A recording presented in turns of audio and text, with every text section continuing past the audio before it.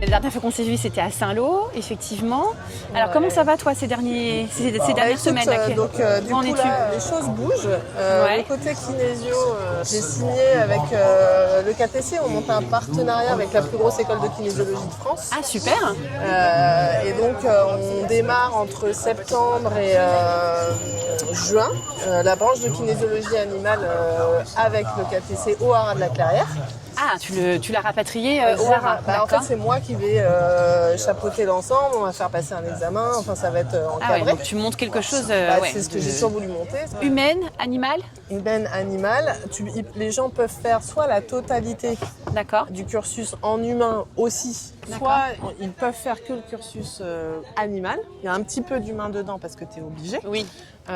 Et tout le travail d'effets miroirs, etc. que moi je mets en place, que je trouve absolument nécessaire, sinon tu peux pas travailler sur les chevaux. Où en fait toute cette partie-là va avoir lieu au Haras, et donc on démarre ça. D'accord. Et Orcétique prend la part beaucoup plus architecture, puisqu'avec le Polypique de Saint-Lô, donc ça a démarré après le salon à Équitalion.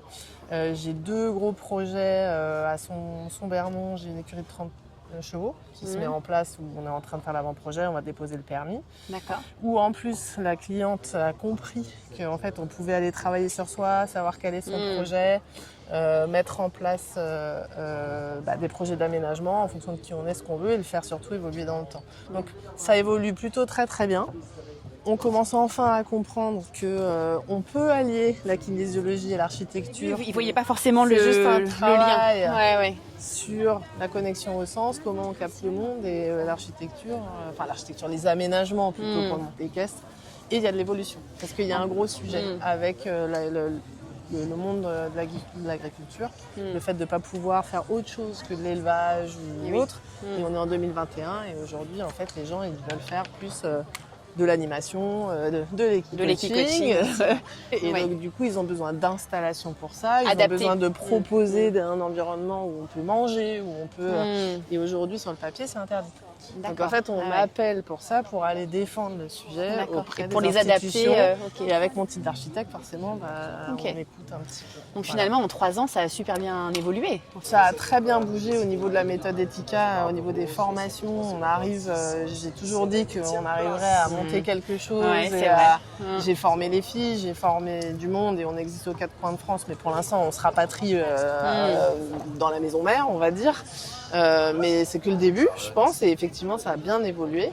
Et le fait d'arriver à mêler l'architecture, la kinésiologie et toute cette logique en fait de présence à soi, et de savoir où est-ce qu'on habite, comment on vit, autant pour le cheval que le cavalier, prend sens à partir de maintenant. Et on habite les choses différemment, et non, ça a bien évolué. C'est chouette. Il y a 3 ans, je lançais mon projet d'entreprise CBL Expérience pour mettre vraiment de façon centrale le cheval dans mes accompagnements, puisque mon métier premier, c'est le coaching professionnel. Et effectivement, ma particularité, ma singularité, c'est d'intégrer le cheval dans ces processus d'accompagnement, comme tu le disais, sous la forme d'équi-coaching. Mais ça reste bien du coaching, en fait. Bien sûr. Voilà. Et donc, ma coloration, c'est vraiment prendre en compte... les personnes là où elles en sont et de les amener vers là où elles ont envie d'aller. Et pour ça, le cheval est un super média. C'est un être hypersensible, et justement, moi, je vais utiliser cette hypersensibilité, cette intelligence relationnelle et émotionnelle pour venir révéler celle des humains qui ont envie d'interagir avec eux. Donc c'est ça la puissance de l'équi-coaching, c'est de prendre en compte, de venir voir un peu où on en est, comment on fonctionne et qu'est-ce qu'on renvoie aux autres et quel impact on a sur l'autre quand on veut entrer en relation. Et pour ça, effet miroir. Voilà, cet effet miroir. Et pour ça, le cheval, il est incroyable, parce qu'il est, par contre, pas de chichi, pas de blabla. Il est assez, par sa présence assez et sa cash. prestance, il va rendre les gens vulnérables, mais avec bienveillance. C'est ça. Ce qui est vachement intéressant, je trouve, dans ton travail, c'est que tu vas aller faire jouer l'effet miroir, toi, pour les personnes. Oui. Là où moi, je vais aller faire jouer l'effet miroir dans la rencontre entre le cheval et le cavalier. Oui. Et c'est vrai que c'est quand même assez complémentaire. Ah, mais c'est très très riche, oui, bien sûr. Et c'est ce qui fait d'ailleurs cette puissance, parce qu'effectivement, c'est ancrer le cheval, comprendre vraiment ses mécanismes, ses besoins. L'humain qui veut interagir avec lui, finalement, comment il influence aussi tout ça, et comment les faire se rencontrer. Et c'est là, je trouve, la puissance et la richesse de nos deux approches et de nos deux métiers. C'est de permettre en fait tout ça avec une meilleure connaissance aussi et compréhension de ce qui se passe vraiment. On va se rejoindre à un endroit du travail entre la personne et le cheval. Oui. On a d'ailleurs déjà fait des partenariats qui ont plutôt bien marché, on s'en souvient, mais plutôt sur un couple, on va dire. Oui, c'est ça. Toi, là où moi je vais aller travailler plus sur l'environnement global, de manière plus générale et de manière plus pragmatique, toi tu vas aller travailler sur aussi le collectif. Sur le collectif. Ouais, effectivement, comme tu le disais, moi j'interviens beaucoup auprès de CODIR, auprès d'équipes qui ont envie de travailler parfois simplement de la cohésion, une meilleure communication au sein de leur mode de fonctionnement en entreprise, que chacun identifie sa place, sa zone d'excellence, d'expertise et de valoriser tout ça, tout en améliorant les points qu'on a besoin d'améliorer et en s'appuyant de la force du collectif pour individuellement grandir. Donc ça, c'est vrai que c'est quelque chose qui me porte aussi beaucoup.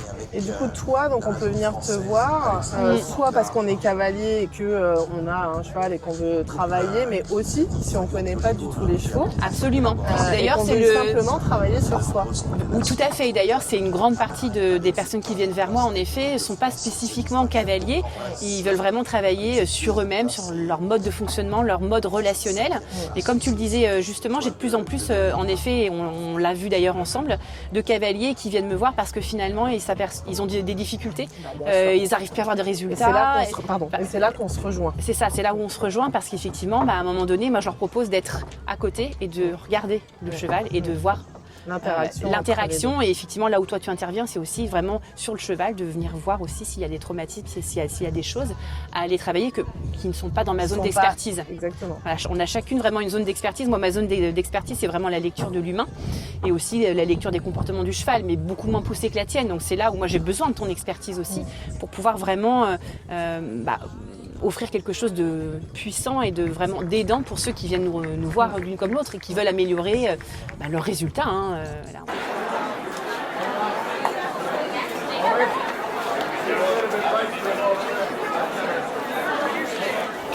Je pense que ce qui peut être intéressant, c'est qu'on finisse en illustrant un petit peu quand on avait travaillé toutes les deux, où tu avais une personne...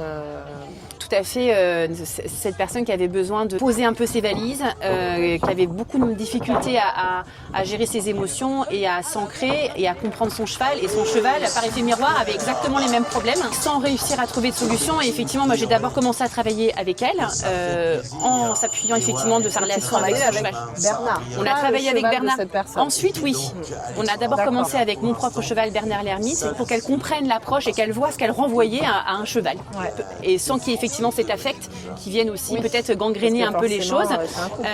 Donc déjà, on a travaillé là-dessus. Et ensuite, petit à petit, on a introduit son cheval pour qu'elle vive cette expérience avec son cheval où l'affect était en ligne de compte. Mais on a bien vu que ce n'était pas suffisant. Son cheval avait aussi des difficultés un peu motrices. Il avait du mal à rester sur place. Et c'est là où j'ai pensé à toi et je t'ai contacté pour que je lui en ai parlé et elle était ouverte à trouver des solutions. Donc vous vous êtes rencontrés et vous avez fait un beau travail sur elle aussi, par ricochet, mais vraiment sur son cheval, qui lui a permis de se poser. Et en fait, tous les deux se sont posés et ont réussi à mieux communiquer et à mieux fonctionner ensemble. Je crois que c'est vraiment la force du binôme qu'on peut avoir, c'est que toi tu vas aller travailler sur la personne en premier, tu peux la mettre dans un autre contexte, pas que avec son cheval. Tout à fait. Tu vas l'accompagner dans un contexte beaucoup plus, tout à fait, si on peut dire objectif. Tu vas aller analyser certaines choses, mais il reste, parce que le cheval a quand même sa vie à part entière. Donc absolument. Même si on rend compte, il y a quand même un vrai sujet aussi sur le cheval lui-même, absolument. Et ce qu'il a vécu avant. Tout à fait. Et là où moi je vais intervenir derrière, c'est d'aller déceler quels sont les sujets pour le cheval et ensuite travailler sur le cheval et mettre en miroir ce qui se passe, ce qui vient se jouer entre les deux. C'est ça. Et effectivement, d'ailleurs, c'était ces mots, le combo. Oui, le combo gagnant. Le combo gagnant. C'est vrai. Il est là. Voilà, du coup, on va travailler en profondeur chacune de notre côté sur le cheval, le cavalier, tout en ayant chacune une lecture, étant coach, équi-coach, kinésiologue certifié humain, spécialiste des chevaux. Je pense qu'on a une belle lecture et c'est là que ça devient vraiment intéressant.